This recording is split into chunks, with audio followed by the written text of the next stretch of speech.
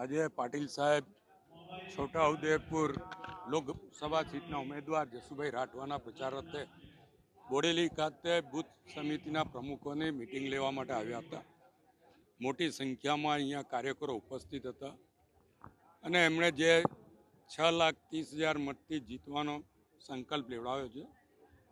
હું તો એનાથી આગળ કહીશ કે 7 વિધાનસભા છે, 7 વિધાનસભાથી 7 લાખ કરતાં વધુ મતે છોટુભાઈ જસુભાઈ રાઠવાને જીતાડશે. અને આ ઐતિહાસિક ચૂંટણી છે. 2024 એ સુવર્ણ ઇતિહાસ લખાવા જઈ રહ્યો છે. એમાં છોટાઉદેપુર પણ સહભાગી થશે અને તમામ એમાં સાથ સહકાર આપશે. અને આપના મારફત તમામને વિનંતી પણ કરું છું કે ભારતીય જનતા પાર્ટીના ઉમેદવાર જસુભાઈ રાઠવાને જંગી બહુમતીથી જીતાડો. ગમે એટલી ગરમી હોય તે દાડે મતદાન કરો. મતદાન થશે તો ભાજપની તરફેણમાં થવાનું છે એવું નિશ્ચિત છે.